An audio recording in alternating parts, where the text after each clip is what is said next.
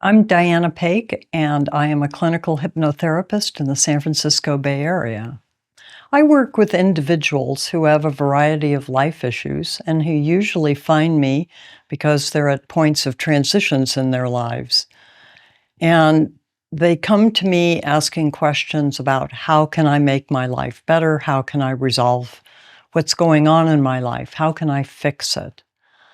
I use a variety of different techniques, ranging from IFS, internal family systems, which is parts work, to sand tray, which is working with figures in a tray of sand that can help somebody put what they're thinking about outside of their heads. I also do Reiki, which is a spiritual practice that is usually done on a massage table. And the thing that I focus on most is deep regression work, working with people through past lives, through the space of the soul, and helping people shift their paradigms, shift their understandings of themselves so that they can see that they are more than who they think they are. Past life work and between life work is never the first thing that we do because we always want to start with what people are facing right now. But as people delve deeper into who they are and what their issues are, they begin to look more broadly and begin to see that there is more to them than just the issue that they walked into the office with. And as we begin to work with those, then we use deeper and deeper techniques. Hypnotherapy works from open-eyed techniques all the way to deepest trance work. And so we start with a level of trance that makes the most sense for the work that people are doing. And so we start with wherever the starting point seems to emerge and work with the client through the various levels of work that they are encountering and help them find the answers, the solutions, the next steps, so that their lives can continue on a path that they are here to be on.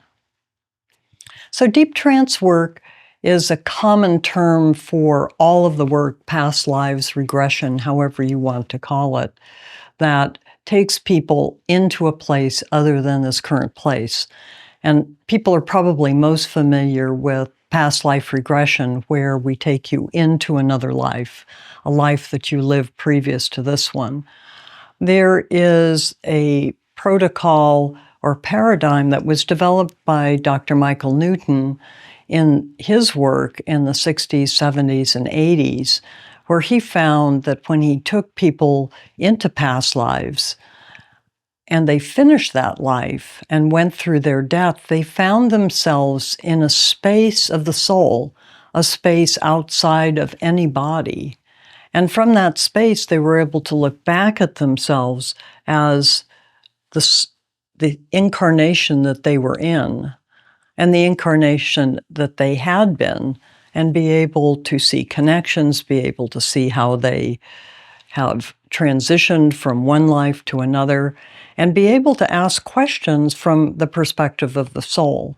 So it's like being in a life where you're asking questions and you're looking at trees because they're right in front of you in that life, and you die and you go up above that, and now you can see that the trees are a forest. It can help you shift that paradigm so that you're able to see more, see differently, and get different answers and have greater understanding. So Michael was one of the first therapists who brought this soul work into the therapy room. Since that time, since Michael's work, there have been many others who do between life work and do other soul work. One that I'm also trained in besides Michael Newton's work is one that is called quantum consciousness. Quantum consciousness was developed by Pete Smith, and Pete was the second president of the Michael Newton Institute. And Pete was the son that Michael never had. So Pete and Michael talked a lot about how does this work unfold? How do we bring this work current in the world in a way that works with people today as opposed to people in the 1980s? And Pete's method expands people into the fullness of the soul without going through a past life as Michael's work did. So it is taking someone directly into the space of the soul and helping you see who you are as that soul beyond human knowing. So these are both protocols that I am trained in and that I use extensively with my clients. When people decide to do work beyond a human incarnation and go into the soul, it shifts us out of seeing ourselves as this particular incarnation and moves us out into the expansiveness of who we really are. We're souls that are experiencing a human incarnation and not a human incarnation that has a soul. And when we shift into that space of the soul, we can feel our expansiveness. We have access to resources that we don't have when we're inside of our human bodies. And this change of perspective really helps people see that they are more than this single life, that there are different ways of looking at themselves.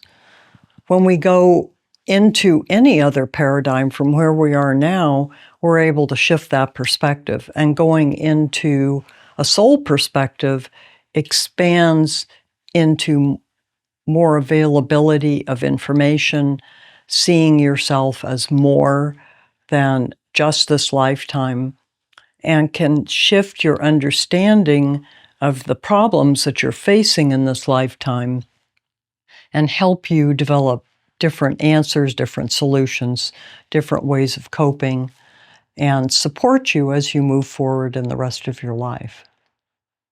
The soul is a manifestation of the divine. It is the divine. We are part of the whole of the God energy. So if you think of the divine, God, source, the one, all of these are the totality of what is. And each soul has been individuated, has been taken from that whole and brought into its own sense of itself. The soul is an individuated portion of the one, and the soul is the divine. A human manifestation, then, an incarnation, is an aspect of the soul as opposed to a human manifestation containing a soul. When the soul is formed, when it's formed from the divine, all aspects of the divine are contained within the soul, including the ability to choose. So one of the ways in which we become individuals is in making choices and in learning and growing. So the soul has the capacity to make choices about direction, about paths, about lessons, about growth, and can move at its own speed. And this is the way that the divine expands and learns and grows through each of us.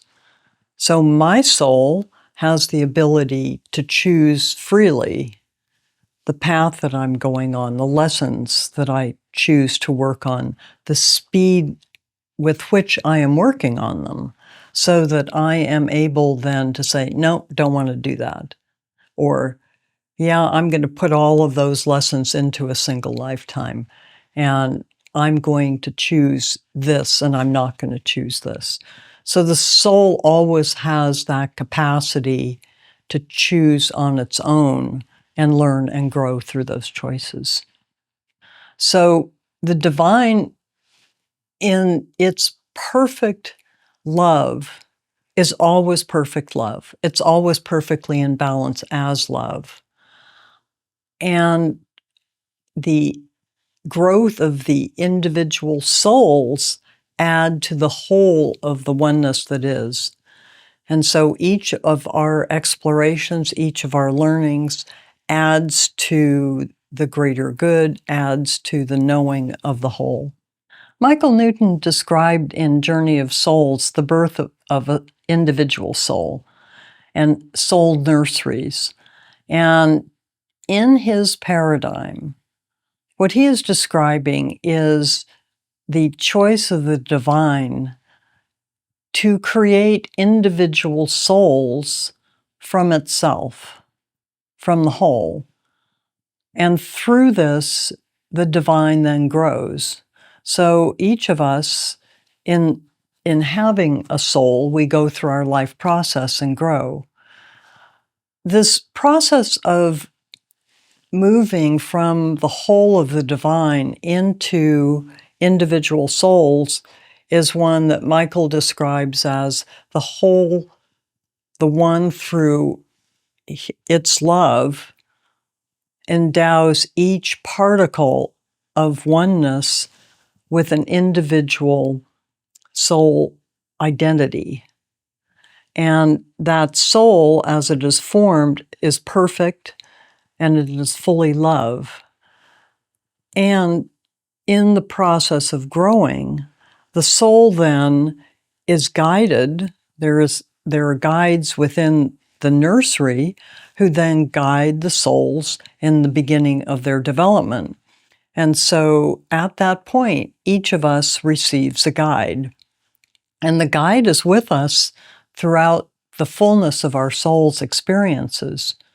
And there are guides who work in this nursery environment with brand new souls and help the souls begin to understand who they are, their uniqueness, their options, their choices, and set them on the path of their learning, of their development. Just as with a child, you have to have guidance. And so there are nursery guides who help individual souls then begin their journey.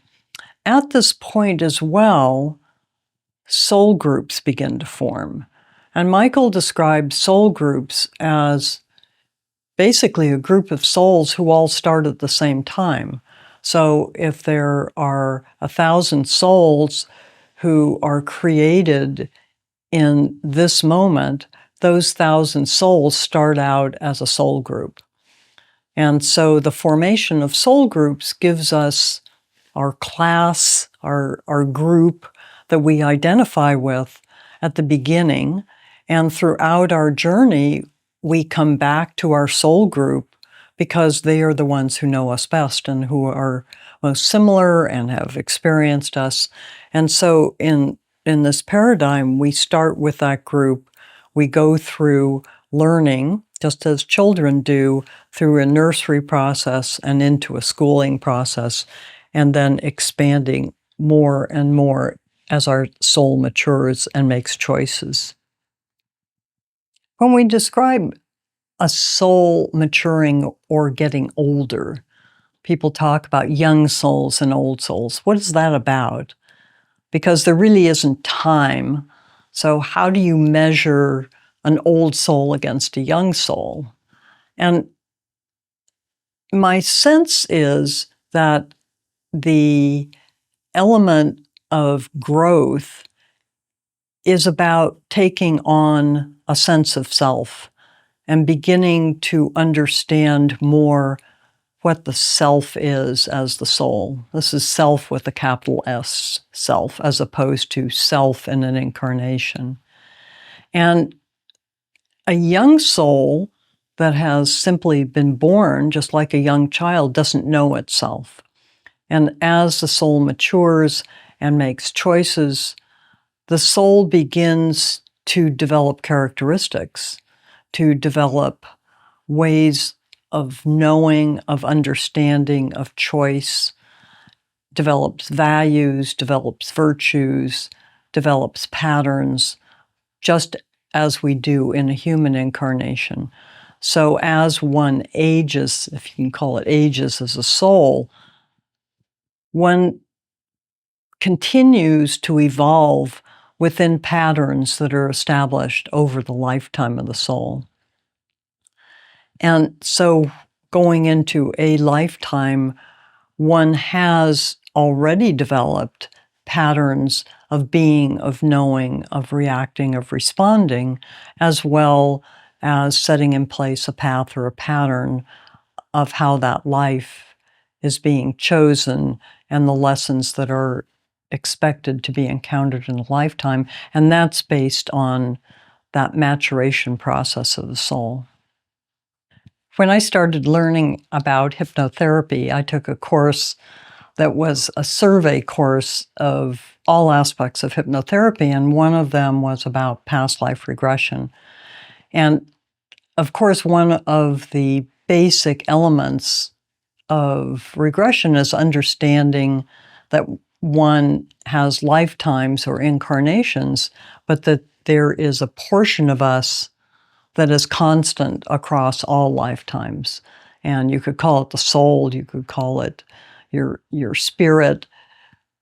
And when I started into this process of learning about this, I didn't have a sense of what my soul was.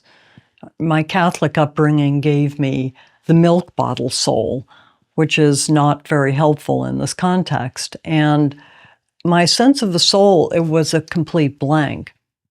And as I began to visit lifetimes for myself, what I saw was that there were patterns within me and choices and values that I was demonstrating, and the personality that I felt was Diana, in fact, was moving across lifetimes.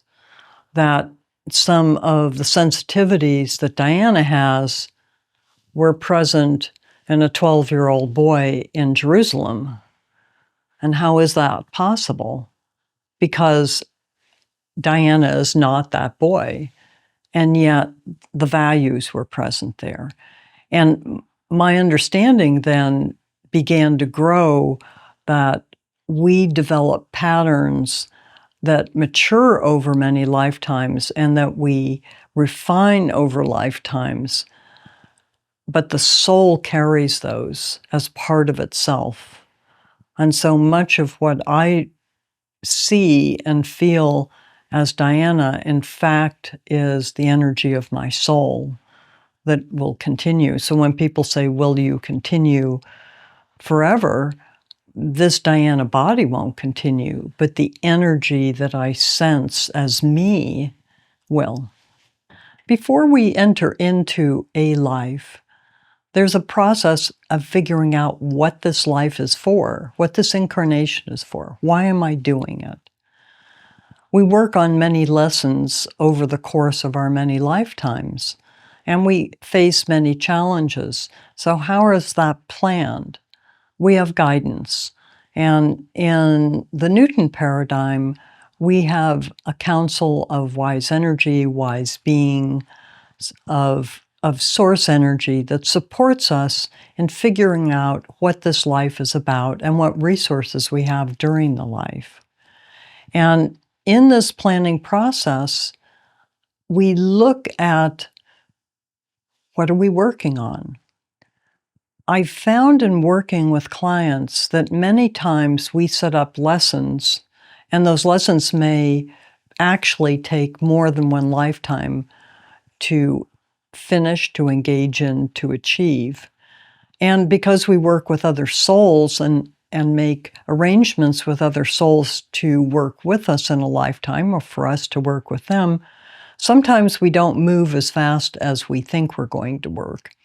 And so I may learn something in one lifetime, and if you and I are working together, you may not finish that lesson that you're working on in the same amount of time, and so we may move into a second lifetime for you to continue your work. So we plan out what are the areas of growth that are to be encountered. What are the big lessons of a lifetime? And we may put in 100 lessons, and because there's free will when you get into a life, you may take one path and make a right turn, and you will encounter certain lessons. But if you made a left turn, you would encounter other lessons. So as we make choices in a lifetime, we encounter different aspects of the challenges that we set up. So even though we set things up in advance, it's a general game plan, as opposed to you're going to have this happen and then this happen and this happen, which means that there is no free will. In fact, it is laying out the general game plan rather than specifying this will happen to you and this will happen to you and you will learn this and you will learn that, and that's it, and that's all there is. So it really is a setup for the game that then has to play out on its own. In the planning process, we map out a lifetime or a series of lifetimes and the challenges or lessons that we are going to be encountering. So it could be having details of the life. My guides talk to me about resources as well as what I'm planning to do. I tend to talk about what I'm planning to do and what I want to get done. They talk about a larger context of what that includes: your family, where you're born, your genetics, your access to wealth, your skin color. These are all aspects of a life that goes in at the planning process that then sets you up for the lessons of a lifetime. So I may choose to come in to work on self-love, and in that process, I'm not necessarily choosing the details, but the life is being set up in such a way that I have a narcissistic parent who doesn't recognize who I am and doesn't teach me how to love myself. That sets up the lesson for me of learning to love myself. So the lessons are set up for us, that we're choosing what lessons we're working on. And the setup of the life then evolves. And from that, once you're in the life, then you choose how you are going to face those lessons, whether or not you encounter them, how quickly you do. And all of that is free will. Mostly the blueprint is about setting up your resources and setting up what lessons the lifetime will include, including some of those details that you may be able to know in advance. As part of the training to become a between-life facilitator and a past life regressionist, one has to experience their own regressions. And during my training to become a life between life facilitator, I went on a journey that began with a past life. And this past life was of a man named Oren. Oren lived in a forest. He was part of a group of hunters, and he had a wife. And when I first visited that life, he was an adult. He was in his 30s, he was well-developed, he was strong. The thing that I most am familiar with is his hair, which was long and wavy and sat on my shoulders. And I can, as I'm talking about it, I can feel that hair. That's a very familiar thing to me. And Oren is somebody who was very emotional and had a lot of issues with his emotionality in that lifetime.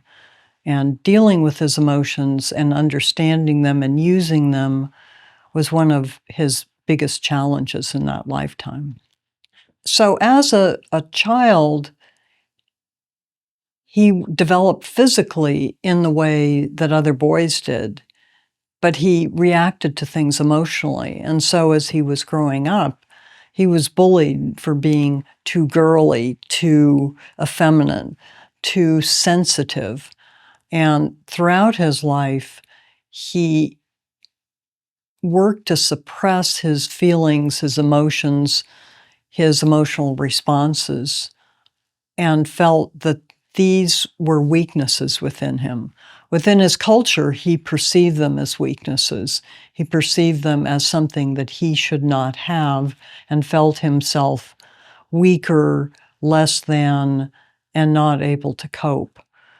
And as he got older, he got married and had a wife, and he felt that he was supposed to handle all the responsibilities because that's what men do, and felt he was a failure as a partner because of his emotionality and because he was not able to take care of his wife in the ways that he felt he should have been.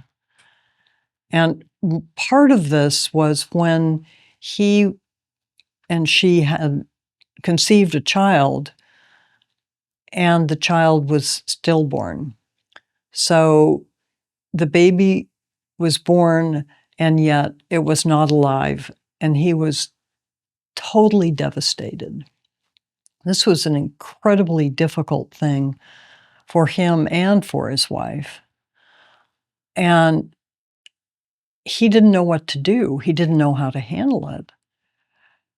And as they are encountering this dead child, and she's suffering and he's suffering, she's yelling at him to fix it.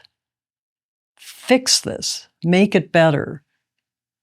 Bring this baby to life. Make this something that isn't what it is. Bring the baby to life. Fix it. Aaron couldn't. There's no way he knew what to do. And the more emotional he got, the less he was able to think, to react, to respond, to help her, to do anything. And he left. He just left and felt so much shame and anger and hurt. He was angry that he couldn't support his wife. He was angry that he was weak. He was angry that he couldn't fix it, that his child was dead, and he didn't know what to do. And when I encountered him in this past life regression, he's in the forest, and he's there in the dark. He's kind of wandering around, not knowing what to do in this darkness, the darkness of his soul. I can't fix it. I can't help. I don't know what to do. She's angry at me. She has a right to be angry. I don't know what to do. And it was an existential crisis for him. I don't know how to continue my life. And it was so overwhelmingly painful that he couldn't feel a way out of it. And his feelings were just welling up inside of him. And at the point that he couldn't handle it anymore, he jumped off of a cliff. And at the time of his death and seeing himself as his soul was leaving that body, it kept seeing the body down at the bottom of the cliff and seeing that broken body and going back into it and feeling the pain of the body, of all the emotional pain, and then lifting up out of it and going back in, because just stuck, absolutely stuck in this encounter, in this lifetime of feeling totally impotent, totally unable to resolve and fix the situation that he was in. And in setting up this life, the lesson here, one was about how one copes, but one of the lessons in this life was his belief in what emotions were about and how to manage and balance emotions with rationality and one's analytical mind. And in Aaron's life, he was very emotional and not very analytical. His challenge was a cultural one in which he had the belief that men are supposed to be strong and women are supposed to be emotional. And yet he was emotional, and he would not allow his wife to be strong. So he denied her strength, and so she was unable to help him, and he wouldn't let her help him because she was the strong one and he was the emotional one. They were in opposite roles, and that was not okay, and he could not live with that. And so he never was able to receive the strength that she had, never was able to empower her to be herself and be in balance with her in partnership. And ultimately, that caused him to kill himself. Aaron was really trapped. His body is there, it's broken, and his soul is leaving it, but doesn't know where to go. He has so much anger, so much sadness, guilt, shame, remorse, kept saying to himself, I'm so bad. I didn't do what I needed to do. I failed. I'm such a failure. And he was trapped in this gray area of trying to figure it out, trying to work out what was happening. The access to the afterlife was something that he wasn't even open to. The clouds totally surrounded him. And as the facilitator is working with me, he keeps asking, where are you? And I kept saying, I'm in the clouds. It's not okay. I don't belong. I can't go there. I can't get in. I'm so horrible. I did these horrible things. And the facilitator was asking me, what do you see? And I could see glimmers of these pillars, and I couldn't get there.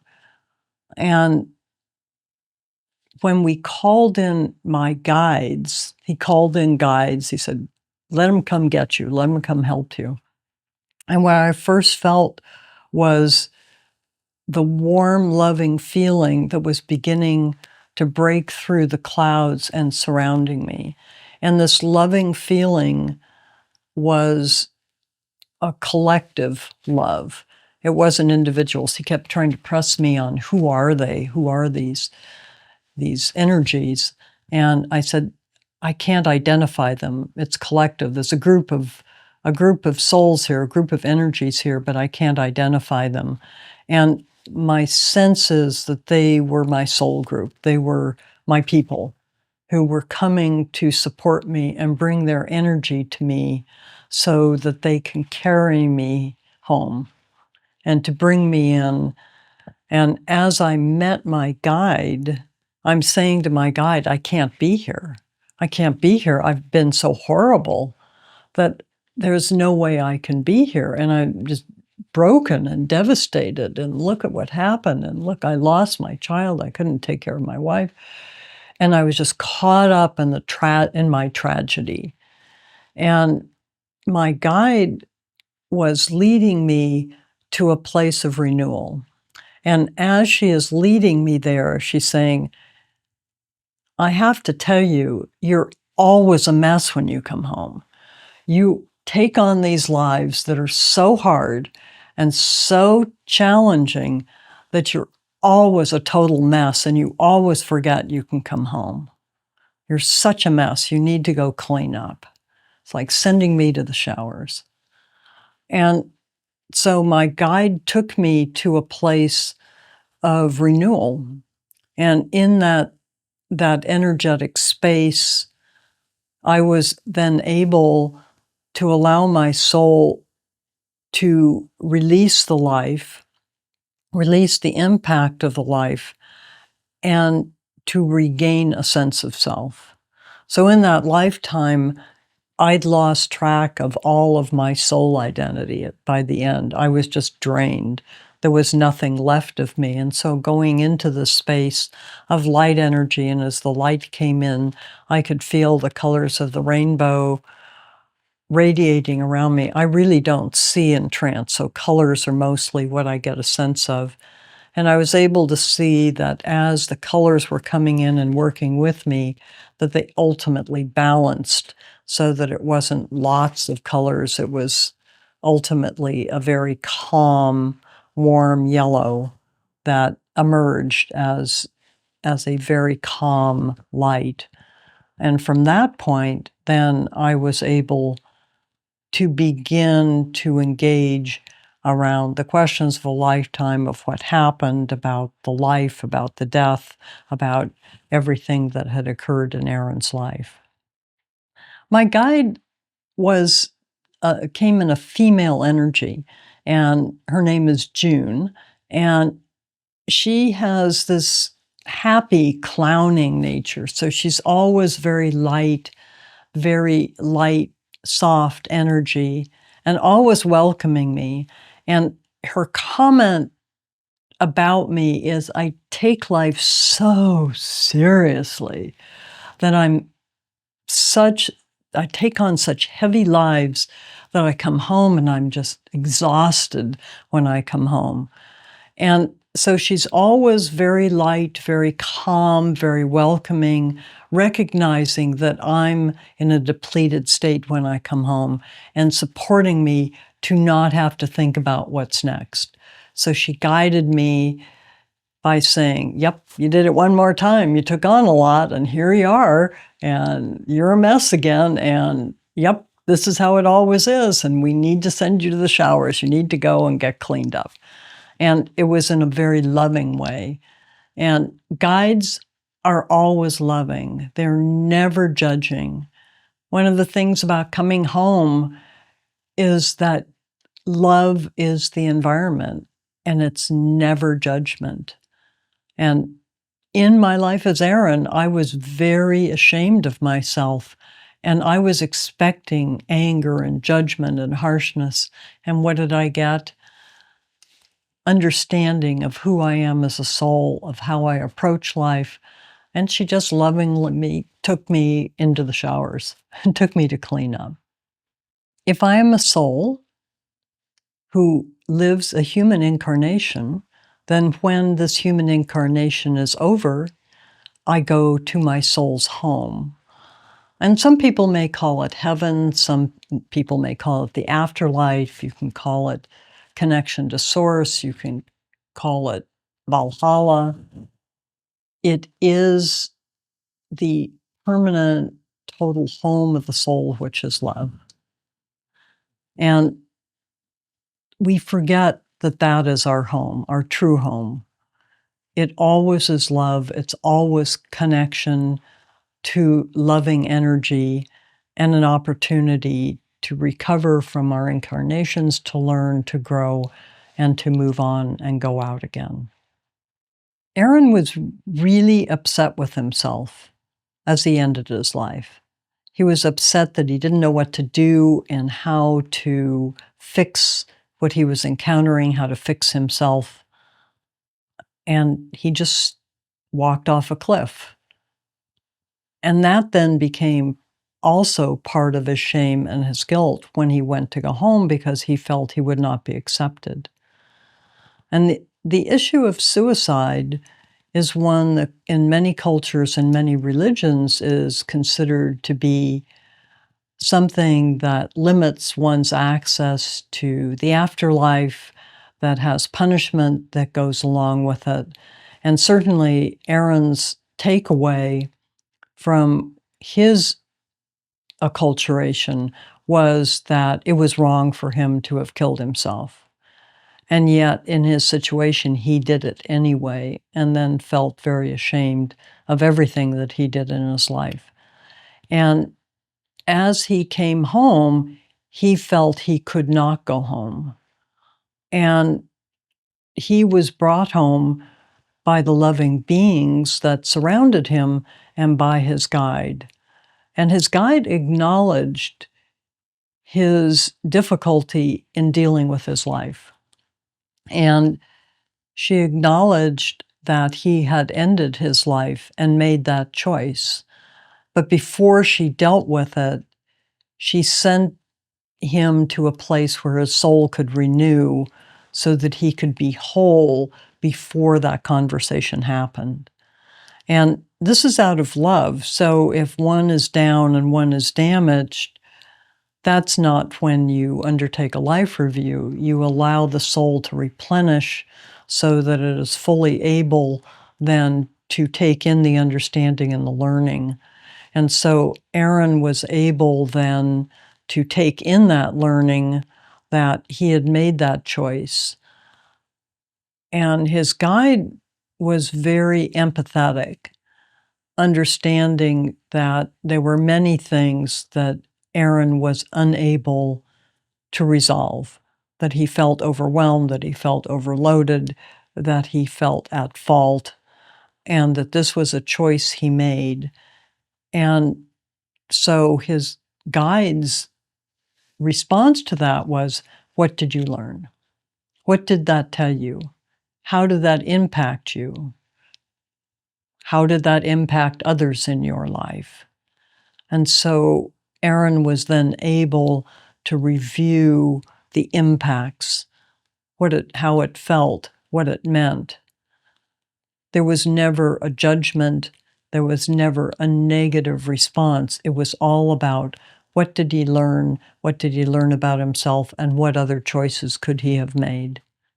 My soul, then, as Aaron proceeded through this journey, he went through a cleansing process and a replenishment process. So the soul then was able to recover and be able to talk to the guide, June, about what this life was about and the lessons. From that, then there was an interaction with the council. And the council, again, was energy and appeared as like four energetic forces that were around me in a very loving way. The council was focused on how I lived my life as Aaron. And they talked to me a lot about how seriously my soul takes a life, how many difficult challenges I take on, how seriously I work on those challenges. And they were talking to me about Aaron's life and saying, well, it hasn't been that long since you've been here. You were here before in setting up Diana's life. And the lessons repeat. So Aaron is working on how does he balance his emotional state and his analytical state? How does he allow himself and those he is connected to in relationship to be whole in each of their own lives and to fully love and trust oneself and one's partner? And so these are themes that run across Aaron's life and run into Diana's life as well. What I thought was interesting in particular was that since in religious situations, suicide holds so much weight, and I was rather surprised that there was an emphasis on it at the beginning in the life review of understanding that I chose to stop my life because I was so overwhelmed. And yet nowhere in the engagement with the council was there any talk at all about ending my own life. It was like, okay, you did that life review, that's done, let's move on. What was this life about? So the significance of ending my own life was how I had set myself up to be overwhelmed and why it had happened, rather than a judgment or an assessment of guilt or shame or blame or punishment as a result of having made the choice. The council is always participating in greater understanding and supporting the soul in understanding what has happened and the choices that one makes, as opposed to judging. The council is never judging. It's always loving, supportive energy. And so their engagement was one of love and compassion and understanding, recognizing that Aaron, as a human incarnation, had limited understanding and limited capacity and was learning through the process. In Michael Newton's paradigm that he first presented in Journey of Souls, he mentions different kinds of guides. So the first level of guide is the one that walks alongside of you through each lifetime. Some people call them guardian angels or supports or guides. And my guide in Aaron's life was June. And her energy was energy that had supported me throughout an incarnation and always was interacting with me on the day-to-day engagement throughout a life. Another level of guidance, Michael defined as a council of wise beings. These are souls who are advanced souls who support me, support each of us, in developing our lives, figuring out what our lessons are going to be, and working with us on a soul level. So my guide, June, is there on the day-to-day, walking me through ramifications of an individual lifetime. The council is looking at what are the benefits, what are the implications for the soul. They're always seeking soul learning, soul understanding, soul progression, and growth. So it's different levels of guidance, different planes of view. And so the Council of Wise Ones are involved in life selection, they're involved in setting up challenges for a lifetime, and doing an overall review of the life from the soul's perspective and what the soul's learning was as a result, and how to set up the next life or the next lessons or the next journey. When Aaron went home, he feared that he would be punished for his choices because he felt guilt and blame and shame for how he treated his wife and about how he caused his own death. What he was met with was love. What we are always met with is love, because the God energy is love. And all of the support that he received was loving, energetic support to help his growth and learning. Action. He was encouraged to learn from his choices, to learn as a result of the choices that he made, and to review how he made those choices and what other options might exist for him. So it's a learning opportunity for him, and it's never judging. While he may have done some really horrible things, he was able to review those and to see the impact and to feel the impact and grow as a result, and then set up other lifetimes where those lessons could then be addressed again. It's never about punishment. It's always about love and receiving loving support. As I approached becoming Diana, it's interesting to me now looking back on this, the connection between Aaron's life and Diana's life. And considering that reviewing Aaron's life was the first past life I did in my journey to become a between life facilitator, I thought it was really interesting that Aaron was dealing with issues of how to balance emotion and intellect and to empower himself and others. And these are big lessons in Diana's life. And so it gave a very clear indication of what I was facing, to see me in Aaron's body and Aaron's lifetime struggling to deal with this intense emotional state. And as I learned from my guides, between Aaron's life and Diana's life, I chose very few lives where I was emotionally engaged. In fact, at the end of Aaron's life, I made an agreement with myself of I never want to do that again. I never want to let emotions rule me again. That was horrible. I can't ever let that happen to me again. And in the process in Diana's life of becoming a hypnotherapist, this contract came into play again, because what one works with in past lives and between lives and regressions and hypnotherapeutic work is one deals with emotions, emotional subconscious, emotional superconscious, and one's connections to one's intuitive self. And as Diana began this process of learning hypnosis, she kept being blocked. She couldn't do it because she had blocked off her access to her emotional self. This is a huge lesson in Diana's life, where what happened in Aaron's life in that contract was the beginning of the contract.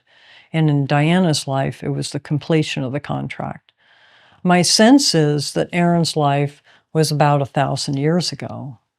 So over the last 1,000 years, as much as possible, my soul has avoided going into lives and being emotional because it was too painful. In Diana's life, one of the big lessons was to complete that contract. So coming into Diana's life and doing the setup for the life and looking at the lessons that Diana was going to come in with, her lessons were about self-love. They were about, what do I do in this lifetime in terms of relationship to others, to empowering others, to empowering myself to be in balance in relationships, to truly love me in an incarnation, and to be my best self in an incarnation. And these are, most of them are outgrowths of what happened in Aaron's life that I wouldn't have seen if I had not experienced that life. In my training to become a hypnotherapist, I found that my lack of access to my emotions caused me major problems. And this was where the overlap with that contract that Aaron made to never be emotional again came up in my life now. And this lifetime is the one in which I'm completing that contract. So in becoming a hypnotherapist, I had to open up my emotional state to be able to access my emotions, my intuitive self, that aspect of myself that could understand emotionally. And that had been shut off during Aaron's lifetime as he completed that life and said, I never want to do that again. That was too horrible. I never want to go there again. I never want to live emotionally again. And so I've had to face that in this choice of becoming a hypnotherapist and supporting people in accessing their emotions.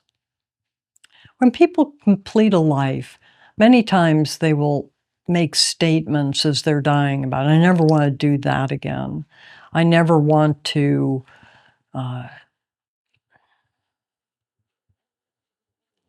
I never want to be in the position that I was in this lifetime. And sometimes they're not very specific. Sometimes they're very specific. So these contracts or agreements are agreements with oneself. I never want to be so greedy again. I never want to live as an alcoholic again. I never want to hurt people in the way I hurt people in that lifetime again. I never want to do this. I never want to do that. Or, on the other hand, taking on something that one feels is a requirement because of the way one's lived one's life. In other words, these are self-agreements, agreements with oneself to be carried out in future lifetimes. And in the case of Diana and Aaron, as Aaron, I said, I never want to live emotionally again because that was horrible. It destroyed my life and ultimately caused me to kill myself. And in Diana's life, as Diana, I decided to break that agreement and come into balance and bring my emotional state up to the level of my intellectual state. And so a contract or an agreement is simply something that one makes with oneself that is carried out in a future lifetime. Contracts can be with oneself, as I've described, or they can be with other souls. So as we set up a life, we arrange with other souls to work on lessons together. And those arrangements, contracts, agreements can extend over multiple lifetimes until the work is completed. When we come home, we go through a life review. And for me, I always have to go through a cleanup to deal with what happened in life that I've just completed. And then I face my counsel and work with them on understanding my lessons and understanding what's happened, and then set up a plan for the next life. And in doing that setup, what I am aware of now as a result of doing these journeys is that I always bite off a lot. I always work hard. I always choose a lot of challenges. And I always think that I'm going to be able to do more than I find is doable within a lifetime. And in this journey as Diana, as I came into this life and faced the lessons that I'd chosen for myself, the more I got into them and the older I got and the more reflective I got, the more upset with myself I was about, why did I choose this? Why did I choose these parents? Why did I choose these issues, these lifetime issues? Why did I choose these health issues? How could I possibly have been so stupid to pick all of these things? And in talking to my counsel and doing work, I found that I do this all the time. This is pretty consistent for me because one of the aspects of my soul is that I'm really impatient and I tend to work hard. So in every lifetime I go into, I pick off a lot, I choose a lot, and then come into a life and do a lot. And I'm frustrated a lot as a result, and I forget that I chose it. Our counsels and the universe as a whole is giving us resources. And during my life review and my review of becoming Diana, my counsel reminded me that I do this, that I take on a lot, that I'm really engaged in a life and take on a lot of work to do. And I forget the resources. I forget to put tools in my toolbox, and they're always having to add tools to my toolbox. So what's a tool? They don't tell us what those tools are when we come in. So part of the journey is to figure out, what are your resources? Resources could be genetics, they could be intelligence, education, gender, opportunity for growth.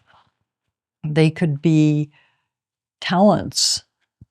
They could be people in your life, where you live. There are all sorts of resources that we have. And coming in as Diana, I was pretty concerned about being born.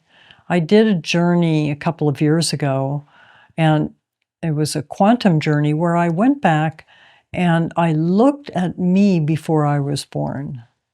And the big question I had was, why am I being born as Diana? This life is so hard. Why did I choose this? And what I know is that I really was concerned about it to the point that it was the last week before I was born that my soul stayed inside of the baby's body. And it took me right up to that last week before I said, okay, I'm doing this.